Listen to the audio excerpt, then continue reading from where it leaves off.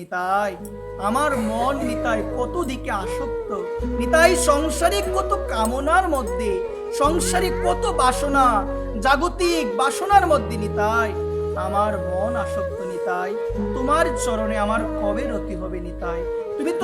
তুমি তো দয়াল, তোমার মতো পতিত পাবন নিতাই জগতে আর কেউ নাই নিতাই।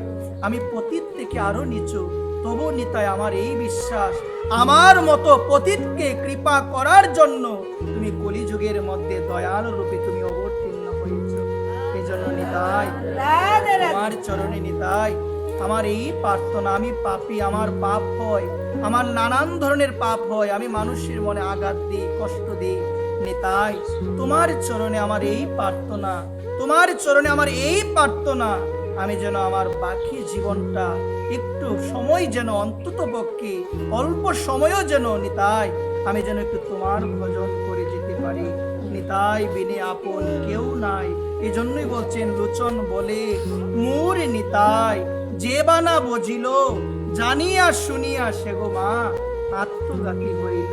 জেনে শুনে জীবনটা শেষ করে দিলাম, শেষ করে দিচ্ছিও জেনে শুনে, সারা দিন চলে যাচ্ছে, কি বুক, কি লালসা, একটু সংসারে সুখে থাকার জন্য এত লড়াই, কিন্তু কেউ আমরা সুখী নয়, কেউ আমরা সুখী নয়। যে সংসারের জন্য এত চেষ্টা, সেই সংসারের সুখ সেই দিনই বুঝতে পারবেন যেদিন দেহটা আর চলবে না, যেদিন অস্ত্র আর চলবে না, যেদিন পা আর চলবে না, দেখবে সেই ভালোবাসা কাকে বলে, দেখবে সেই ভালোবাসা, সেই স্নেহ কাকে বলে। এখন সুখী আছে বিদায়, কি গুরুত্ব সংসারের মধ্যে আমরা বুঝি না মা। আমরা হয়তোবা মুখে বলি, আমরা হয়তোবা শুনি, আমরা বুঝি না। এই জন্য ভগবানকে ভালোবাসো, প্রাণ দিয়ে মন দিয়ে একনিষ্ঠতা সহকারে ভগবানকে ভালোবাসো। ভগবান কখনো নিরাশ করবে না, ভগবান দীনবন্ধু, ভগবান অবশ্যই অবশ্যই পাশে থাকবে। সংসার কখনো ছিল না, সংসার কখনোই থাকবে না। মায়ার দ্বারা প্রভাবিত হয়ে মাঝখানে আমার মনে হচ্ছে সংসার ব্যতীত কেউ আর আমার নয়। এই জন্য মা, আমরা যেন ভগবানকে প্রাণ ভরে ভালোবাসতে পারি, আমরা যেন রাধারানীকে প্রাণ ভরে ভালোবাসতে পারি, আর বৈষ্ণবীয় তিথিগুলো যেন আমরা একটু পালন করতে পারি। আমার মায়েরা যারা এসেছেন, আগামী মঙ্গলবার গৌর পূর্ণিমা তিথি, আমার সাক্ষাৎ গৌর হরি, সাক্ষাৎ ভগবান ব্রজেন্দ্রনন্দন ভগবান শচী গর্ভ সিন্ধু হতে তিনি কলিযুগের মধ্যে অবতীর্ণ হয়েছেন আমাদের মতো পতিতদের উদ্ধার করার জন্য। তিনি হরিনাম বিলিয়েছেন জগতের মাঝে। আমরা যেন সেই মহাপ্রভুর আবির্ভাব তিথিকে স্মরণ করে নিষ্ঠা সহকারে যেন আমরা পালন করি, নিষ্ঠা সহকারে পালন করব। সেদিন চন্দ্রগ্রহণ থাকবে, ওই সময় কোনো কিছু গ্রহণ করা যাবে, কিছুই গ্রহণ করবে না। যখন গ্রহণ শেষ হবে, স্নান করার পরে সমস্ত কিছু দৌত করে, ভগবানের যা আছে সব কিছু দৌত করে ভগবানকে অভিষেক করার পরে ভগবানকে ভোগ দিয়ে ভগবানের আরতি করে ফলমূল আমাদের গ্রহণ করা কর্তব্য। মা, গ্রহণ মানে হলো একটা ওষুধ, জননাশুধ যেমন রয়েছে, মরণাশুধ যেমন রয়েছে, এই গ্রহণও এক প্রকারের ওষুধ। ওই সময় কিছুই গ্রহণ করা যাবে না। যদি কেউ শাস্ত্র না মেনে গ্রহণ করে, তার রোগ আসবে, ব্যাধি আসবে, নানান ধরনের জীবনে কষ্ট আসবে, নানান ধরনের অসুস্থতা আসবে। এজন্য মানা বিশেষভাবে প্রয়োজন। গ্রহণটা আমাদের বাংলাদেশে এবার প্রভাবিত দৃশ্যমান। এজন্য আমরা শ্রদ্ধাপূর্বক আমরা পালন করার চেষ্টা করব। আর সন্ধ্যাবেলায় মহাপ্রভুর আবির্ভাব হয়েছিল, সন্ধ্যাবেলায় সবাই মিলে আমরা উলুধ্বনি দিব, আমরা গৌর হরিকে সন্ধ্যাবেলায় আমরা সবাই স্মরণ করব। মায়েদের চরণে বিশেষভাবে নিবেদন। 3:49 থেকে 7:17, 7:17 পরে স্নান আদি করে ভগবানের পোশাক আদি পরিবর্তন করে সুন্দরভাবে ভগবানকে অভিষেক করে একটু তাকা যায়। আমরা বলি আমি পারি না, আমরা বলি কি আমরা পারি না। মা, আসল কথা হলো মন থেকে চাইলে, মনকে আমরা দুর্বল করে নিই আগে, মনকে দুর্বল করি বিদায় আমরা একটা দিন আমরা থাকতে চাই না। আসল কথা হলো চাই না। এই জন্য পঞ্চ রবিশস্য বর্জন করবেন। পঞ্চ রবিশস্য ধান থেকে যা যা হয়, গম থেকে যা যা হয়, তৈল থেকে যা যা হয়, জব থেকে যা যা হয়, ভুট্টা থেকে যা যা হয়, এগুলো গ্রহণ করো। পারে না করো, কিন্তু মনে রাখো এগুলো করলে আমার পাপ হবেই, আমার পাপ হবেই, বলা প্রয়োজন। এখন যদি কাউকে সুখ দেওয়ার জন্য আমি বলি যাই হোক গম থেকে যা হয় পেয়ে নিও, এটা আমারও মা, শাস্তি আমাকেও পেতে হবে, যাকে বলছি তারও কোনো মঙ্গল হবে না। মা চাইলেই করা যায়। এই জীবনটা পেয়েছি ভগবানকে দেওয়ার জন্য। কত ভক্ত পড়ে রয়েছে, বিশেষ করে বাংলাদেশের মধ্যে কত ব্যবসা বাণিজ্য, নানান ভক্ত রয়েছে মা, তারা কি করে না মা? আওয়াজ নাই, করে কি না? আমি বলি সারাদিন ব্যবসা করি সম্ভব? আরে তুমি তো মনকে দুর্বল করে রেখেছো, তোমার ভিতরে তো সেই শ্রদ্ধা নাই। যদি তোমার ভিতরে শ্রদ্ধা থাকতো তাহলে তুমি বলতে যে করি হোক একটু করা প্রয়োজন, একদিনই তো আসে, 15 দিনে একদিনই তো আসে। মেডিকেল সায়েন্সও বলছেন একদিন দেহটাকে একটু রেস্ট দেওয়া প্রয়োজন, একদিন দেওয়া প্রয়োজন। এই জন্য যারা যারা উচ্চ স্তরের বিজ্ঞানী রয়েছে তারাও এই একাদশীকে সমর্থন করেছেন বৈজ্ঞানিক দিক থেকে। এটা আমাদের মানা বিশেষভাবে প্রয়োজন। একাদশীতে কেউ বিশেষভাবে অন্ন রন্ধন করবেন না। আর অন্য কোনো অতিথি আসলে মনে করবেন একাদশীর দিন যদি তাকে অন্ন পাওয়াতে হয় সে হলো শত্রু, এবং তাকে যদি অন্ন পাওয়ায় এর মতো পাপ আর কিছু হতে পারে না। কথাটা কি কঠিন লেগেছে মা? কথাটা বুঝতে হবে মা। একাদশীর দিন শাস্ত্র বলছেন আমি যদি কাউকে উপদেশও দেই কুম্ভি পাক নরকে গতি হবে। আমি যদি কারো একাদশী বলি আজকে করার দরকার নাই, পেয়ে নাও অন্ন আদি, পেয়ে নাও আমিষ আদি, আমাকে কুম্ভি পাক নরকে আমার গতি হবে।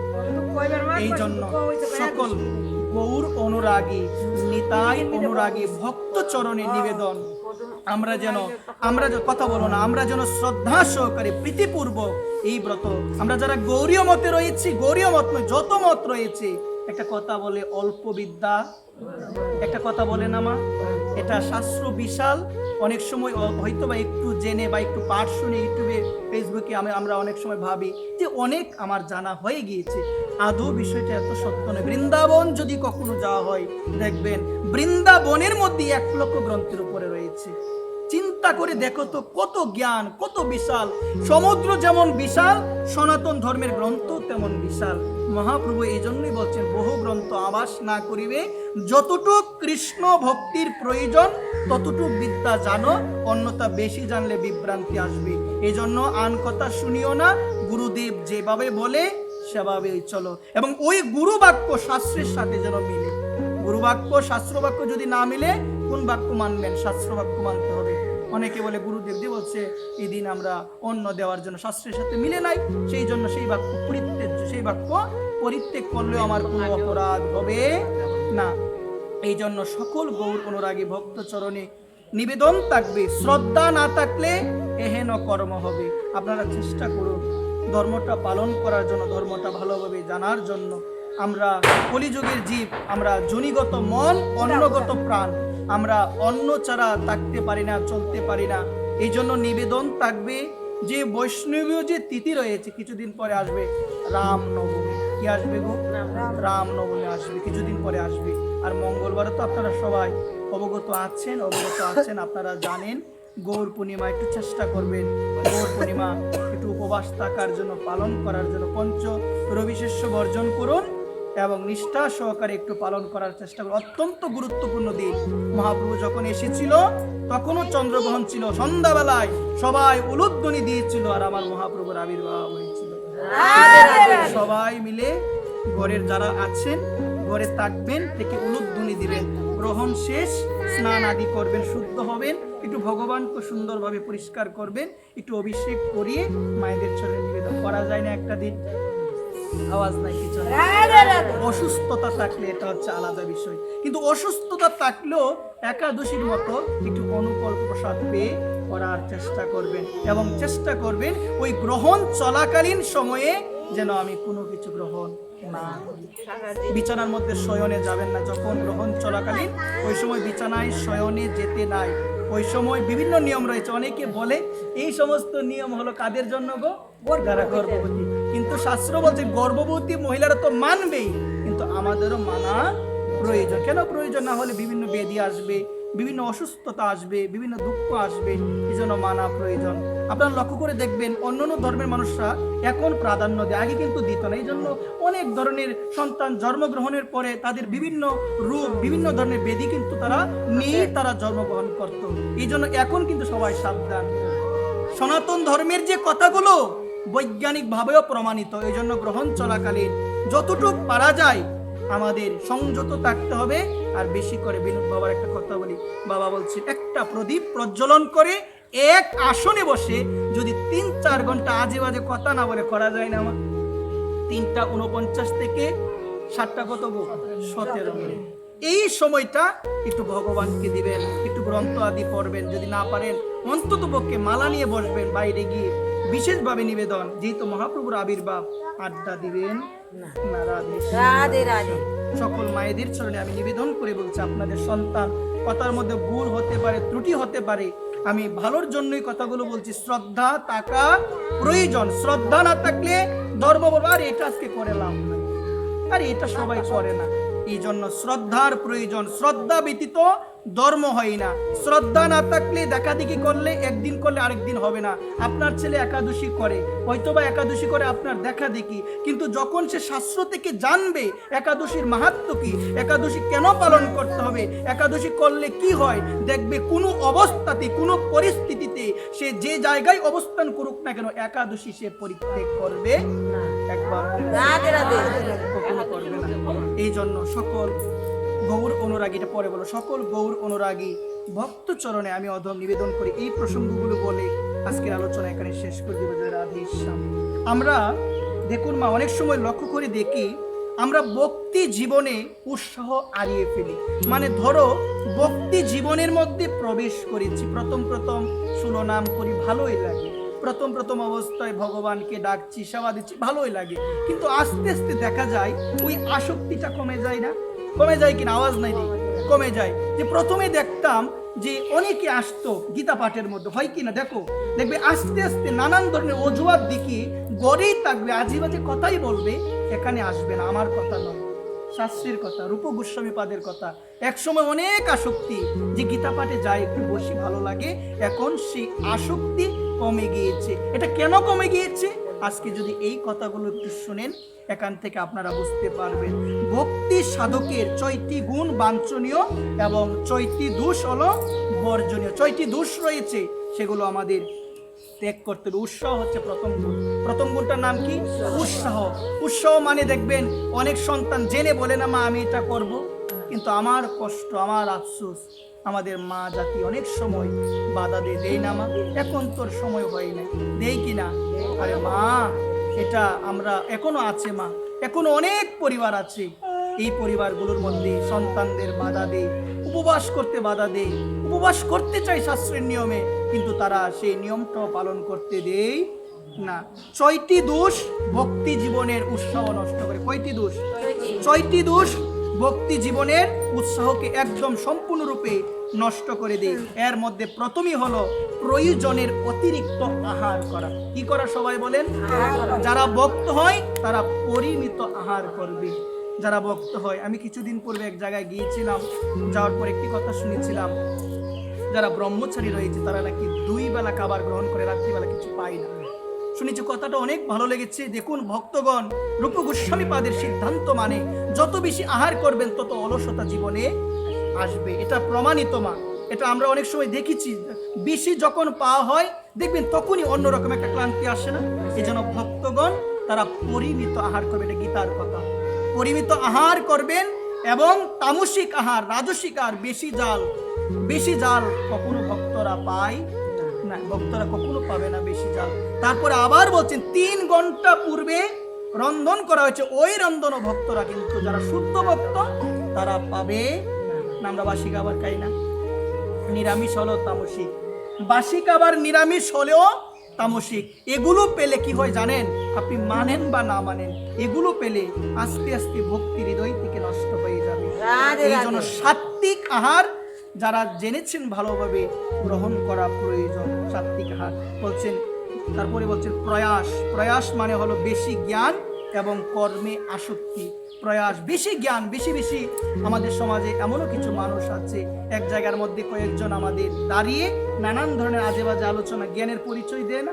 আরে আমি তো অনেক আগে থেকেই জানি, এগুলো আমি অনেক আগেই জানি, আরে আমরা অনেক আগে থেকে করি, চয়ন এই দিন সেদিন খালি বলেছে, কিন্তু আমরা আগেই জানি। এরকম আমি শুনি মাঝে মধ্যে, আমি কিছুই বলি না, কিছু বলবো না। এই জন্য নিবেদন মা, এই সমস্ত বিষয় ত্যাগ করা প্রয়োজন। অত্যাধিক কর্মে যে আসক্তি, ওই আসক্তিটা আমাদের ত্যাগ করা প্রয়োজন। যে বেশি জানে সে কখনো ভগভগ বেশি করবে না, সে কখনো বেশি ভগভগ করবে না, শান্ত দেখবেন বসে রয়েছে, কিছুই বলবে না, যখন প্রশ্ন করবে উত্তর দিবে। এখন তো সাধুর কাছে গেলেও নিজের প্রতিষ্ঠা, ষোলমালা করি, প্রসাদ পাই, এই করি সেই করি বলে না। যারা যথার্থ জ্ঞানী জন তারা সাধুর কাছে গিয়ে জয় নিতাই বলে বসে থাকবে, সাধু শোনাবে মন দিয়ে শুনবে। কেন? সাধুর কাছে গিয়ে যদি ভগভগ বেশি করি, চঞ্চলতা প্রকাশ করি, সাধু কখনো আমাকে ভক্তির জ্ঞান দিবে না। একবার রাধে রাধে। তারপরে বলছেন প্রজল্প, মানে জড়জাগতিক আজে বাজে কথা বেশি বলা। মা, এটি ছাড়া বিশেষভাবে প্রয়োজন, এটি বিশেষভাবে ত্যাগ করা প্রয়োজন। আমার বাবাগণ, আমার মাগণ যখন একসঙ্গে থাকেন কয়েকজন মিলে, দেখবেন নানান ধরনের কথা হয় না মা? কথা হয় কি না?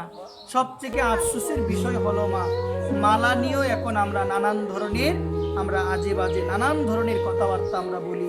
দেখুন এই জায়গায় মহাপ্রভু বলছেন, গ্রাম্য কথা না কহিবে, গ্রাম্য কথা না শুনিবে, ভালো না খাইবে, ভালো না করিবে। এখন আপনি বলেন সংসারে থাকলে কি তো মানা সম্ভব?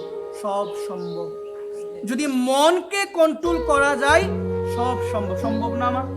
মনকে যদি কন্ট্রোল করা যায়, যে যতটুক প্রয়োজন ততটুক কথা বলবো। যদি মনে হয় ওই ব্যক্তিটা আজে বাজে বেশি কথা বলে, ওর কাছে আমি যাব না।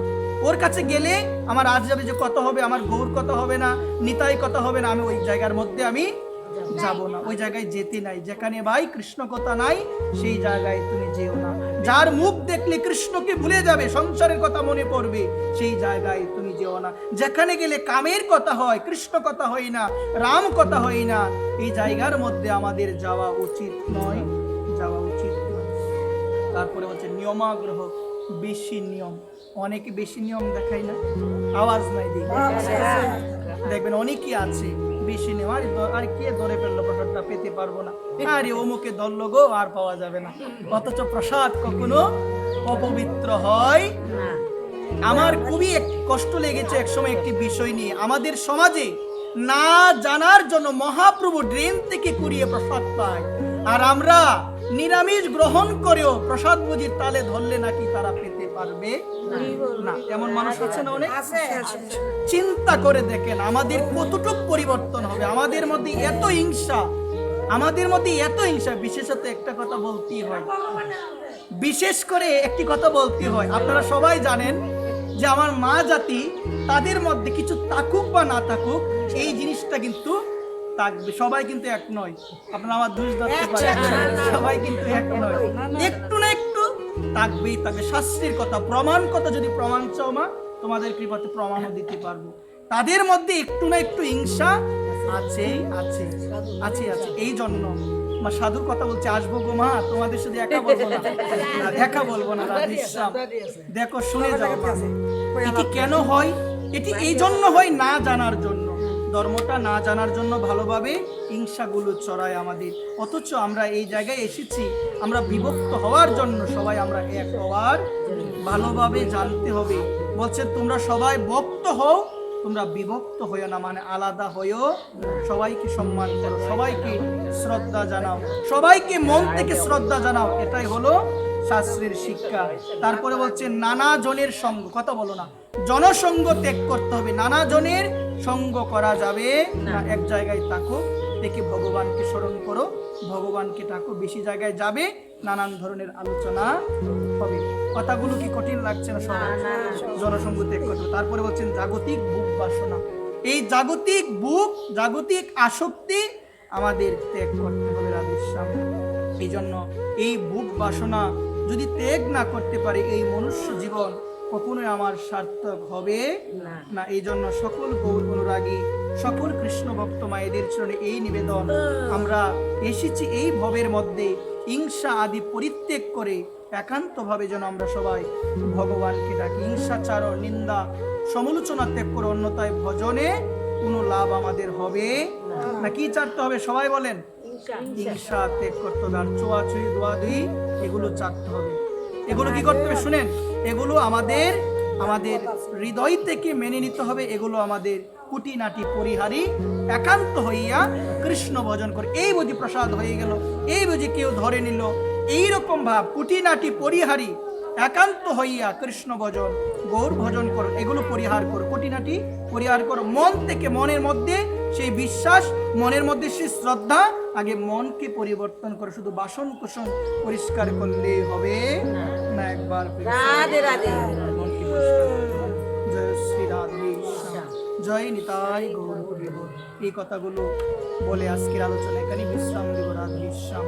সকল গৌর অনুরাগী, নিতাই অনুরাগী মায়েদের চরণে আমি অধম নিবেদন করে বলবো, এই কথাটি বলে আজকের আলোচনা এখানে সমাপ্ত করব। রাধে শ্যাম।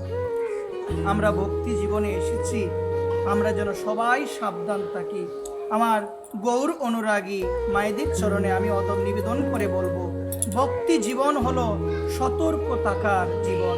এই জায়গায় এসে যদি আমার দ্বারা মনে, আমার মুখ দিয়ে, আমার শরীর দিয়ে যদি কোনো অপরাধ হয়ে যায়, আমার যদি কোনো অপরাধ হয়ে যায় বৈষ্ণব চরণে, সাধু চরণে, ভক্ত চরণে, এর কমা নাই মা।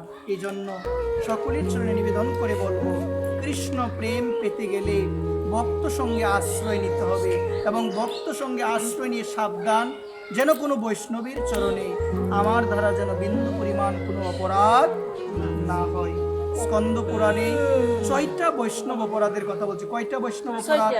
6টা বৈষ্ণব অপরাধ। আমি অনেক সময় ভাবি প্রত্যেকটা ঘরের মধ্যে এগুলো লিখে রাখা দরকার, কারণ আমরা যেন সব সময় দেখি, আমরা যেন উঠতে বসতে দেখি যে আমার দ্বারা কোন অপরাধটা আজকে হলো, বা এগুলো দেখতে দেখতেও যেন অন্ততপক্ষে হৃদয়ে আমার গেঁথে যায় যে এগুলো কখনো করা যাবে না। 6টা বৈষ্ণব অপরাধ। ওই 6টা বৈষ্ণব অপরাধের একটা বৈষ্ণব অপরাধও যদি কোনো সাধুর চরণে, বৈষ্ণবের চরণে হয়ে যায়, কৃষ্ণ প্রেম কখনোই পাবো না, কৃষ্ণ প্রেম কখনোই পাবো না। প্রথমে হলো কোনো সাধু, কোনো বৈষ্ণব জনকে আঘাত করা। সেই আঘাত নানাভাবে করা যায়, হাত দিয়ে করা যায়, মুখ দিয়ে করা যায় না, মন দিয়ে করা যায়। কিন্তু বর্তমান সময়ে আমরা হাত দিয়ে খুবই কমই করি, তাই না মা? কি দিয়ে করি বেশি মা? মুখ দিয়ে এবং মন দিয়ে আমরা অপরাধ করছি। এই জন্য মায়েদের চরণে নিবেদন, কোনো বৈষ্ণবের চরণে যদি আমাদের এই সমস্ত অপরাধগুলো হয়, আমরা যদি মানসিকভাবে, যদি বাচসিকভাবে আমরা বৈষ্ণবের চরণে অপরাধী হয়ে যাই মা, কৃষ্ণ প্রেম কখনো হবে না, কৃষ্ণ প্রেম কখনো আমাদের হৃদয়ে আসবে না। তারপরে বলছেন বৈষ্ণব, সাধু, মহাত্মাদের নিন্দা করা। কি করা? সবাই বলেন, বৈষ্ণব, সাধু, মহজ্জনের নিন্দা করা, যেটা আমাদের সমাজে আমি লক্ষ্য করে দেখছি সব থেকে বেশি এই নিন্দার প্রবণতা। এই জন্য মায়েদের চরণে নিবেদন, নিন্দা করে অযথা কোনো মানুষের পাপ যেন আমরা না কিনে আনি। এই জন্য বৃন্দাবনে এক মহাত্মার জীবনীতে দেখতে পেয়েছিলাম, আমরা ভাবি যে আমাদের নিন্দা করে, যে আমাদের সমালোচনা করে সে আমাদের শত্রু। ভাবি না মা? ভাবি যে প্রশংসা করে সে হলো বন্ধু। অথচ ভক্তি শাস্ত্রগুলো তার উল্টো কথা বলছে, যে তোমার নিন্দা করে সে কি করে তোমার শত্রু হয় গো?